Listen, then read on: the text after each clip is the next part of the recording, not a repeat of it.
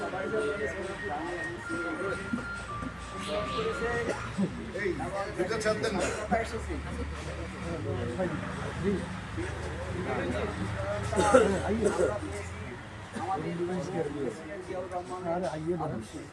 এই আদর্শের পতাকা তলে আমরা একত্রিত হয়ে 1900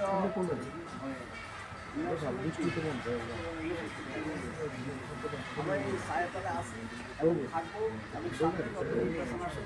এবং আমরা সবাই একতাবদ্ধ থাকবো নাকি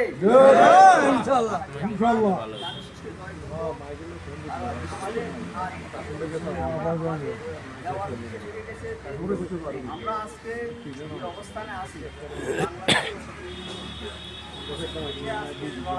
এই লড়াইকে আমরা জিততে হবে এবং এই লড়াই সামনে 12 তারিখে আমরা বিপুল ভোটে তারেশকে নির্বাচিত করে সংসদে যাওয়ার আশা পোষণ করি এবং আমরা ইনশাল্লাহ এবারও আমরা সংসদে সংখ্যাগরিষ্ঠ ভোটে সিটে অগ্রগামী হয়ে সরকার গঠন করবো এই আশাবাদ ব্যক্ত করি আমি। আসলে আমরা প্রত্যেকেই আসলে মনে প্রাণে বিএনপিকে ভালোবাসি, কারণ সেই বিএনপির ছায়াতলে থাকি আমরা এখন যে একতাবদ্ধ আছি।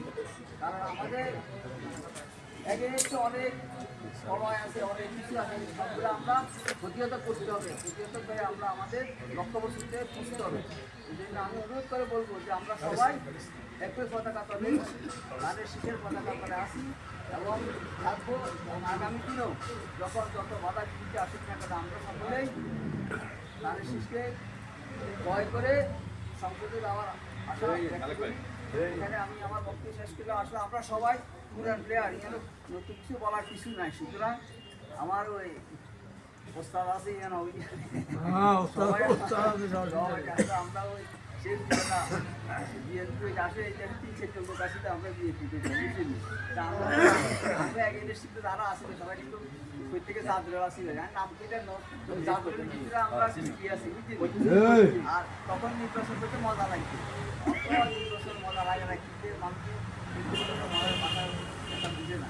তখন আমরা একই টেবিলে বসে আসলে যাকে সাদা খাইছি আবার যে দায়িত্ব যেটা পালন করতে তখন একটা মজা লাগছে। এখন আপনাদের আমার কাছে অনুরোধ যে আমরা সবাই এক পতাকা তলে আসি, এক প্লেট করে না বাধা বিপত্তি আসলে সেটা আমরা সহনশীলভাবে এটা মেনে নিয়ে এটাকে প্রতিহত করতে হবে। করা উচিত আমরা বিশৃঙ্খলা চাই না, আমরা শান্তি চাই।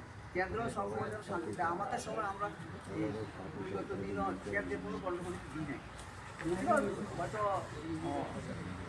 হয়তো একবার বেশি হবে সংগঠিত দিয়েছে। যাই হোক আমরা আমাদের শান্তি শৃঙ্খলা বজায় রেখে কেন্দ্রের নিরাপত্তা বজায় রেখে এবং সর্বোচ্চ যেখানে আমরা থাকি না কেন প্রত্যেকের আঙ্গিকে আমরা সহযোগিতা করবো।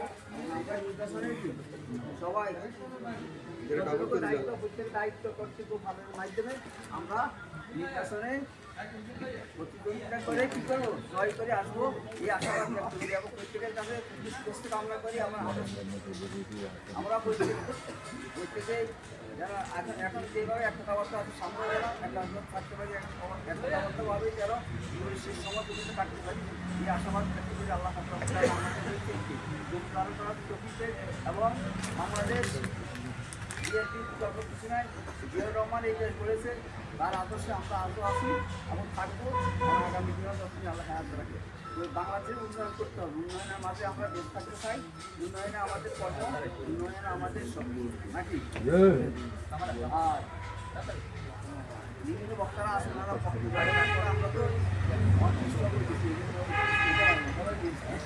যাই হোক আমি সকলের মঙ্গল কামনা করি। আসলে আমরা সবাই ঐক্যবদ্ধভাবে কাজ করব এবং বিএনপিকে বিপুল জয় করে আনবো এই আশাবাদ ব্যক্ত করে